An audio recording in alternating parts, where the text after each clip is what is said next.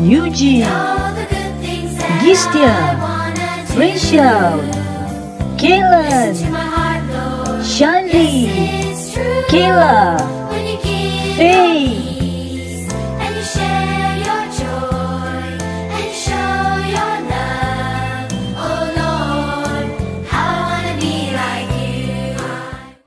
Salam sejahtera untuk kita semua, Shalom. Puji Tuhan, oleh karena kasih-Nya kita boleh hidup sampai saat ini dengan segala baik. Judul khotbah saya adalah Menjadi Pelayan Tuhan.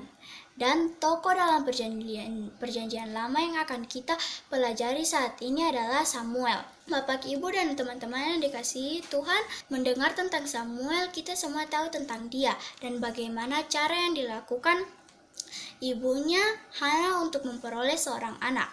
Dalam 1 Samuel 3 ayat 1 bagian B berkata, pada masa itu firman Tuhan jarang, penglihatan pun tidak sering. Suatu ketika kita akan diperhadapkan dengan situasi seperti itu, di mana firman Tuhan jarang didengarkan, bahkan tidak sama sekali. Dan ketika hal ini benar-benar terjadi, kita harus pilih salah satu teladan Samuel sebelum situasi itu tiba. Teladan Samuel yang pertama, rindu dekat kepada Allah. Dalam 1 Samuel 3 ayat 3 katakan, lampu rumah Allah belum lagi padam. Samuel telah tidur di dalam bait suci Tuhan, tempat tabut Allah.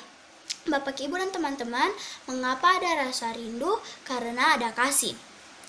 Sebagaimana Samuel, kita sebagai anak-anak Tuhan juga harus rindu dekat kepada Allah dalam berdoa dan membaca Alkitab secara pribadi. Teladan Samuel yang kedua, berbakti kepada orang tua. Bapak, Ibu, dan teman-teman, Hana ibunya Samuel tidak mempunyai anak. Akhirnya Hana pun datang ke Ka'bah dengan pedih hati. Ia berdoa kepada Tuhan sambil menangis dan bernasar bahwa apabila ia telah mempunyai anak, ia akan menyerahkan anak itu untuk melayani pekerjaan Tuhan. Kemudian doanya pun didengar oleh Tuhan. Maka setahun kemudian Hana pun melahirkan Samuel. Samuel pun turut saat ia diserahkan kepada Tuhan. Ia bertumbuh dalam rasa percaya diri dan Tuhan itu nyata. Allah mendengar dan Allah menjawab. Allah hadir dan Allah pun memimpin. Sebagai anak-anak Tuhan, kita juga harus selalu berbakti kepada Tuhan dan mendengar nasihat orang tua kita. Sebagaimana Amsal 6 ayat 20 katakan, hai anakku, peliharalah perintah ayahmu dan janganlah menyia-nyiakan ajaran ibumu. Teladan Samuel yang ketiga, mendengar dan menjawab Allah segera.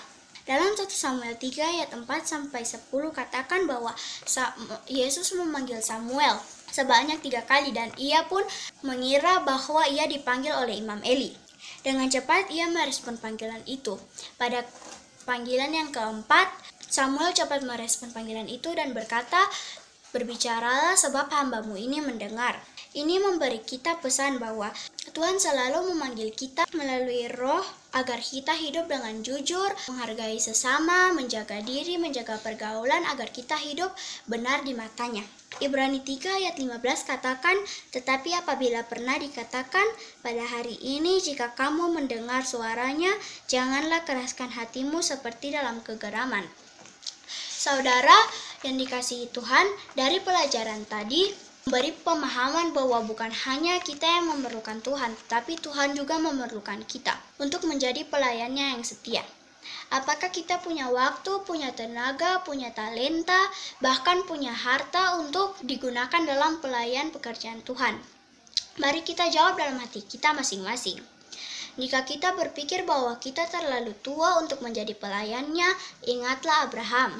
Jika kita berpikir bahwa kita terlalu muda untuk menjadi pelayannya, ingatlah Daud. Jika kita berpikir bahwa kita terlalu tidak bertalenta, ingatlah murid-murid Yesus. Jika kita berpikir bahwa kita tidak peduli untuk menjadi pelayannya, ingatlah Saulus. Saat kita berkomitmen untuk menjadi pelayan Tuhan, maka kita akan dimampukan oleh Roh Kudus untuk selalu rindu dekat dengan Allah, mendengar dan menjawab panggilannya, serta menghormati kedua orang tua dan sesama kita. Kiranya Tuhan memberkati kita semua. Saya bawa dalam nama Yesus. Amin.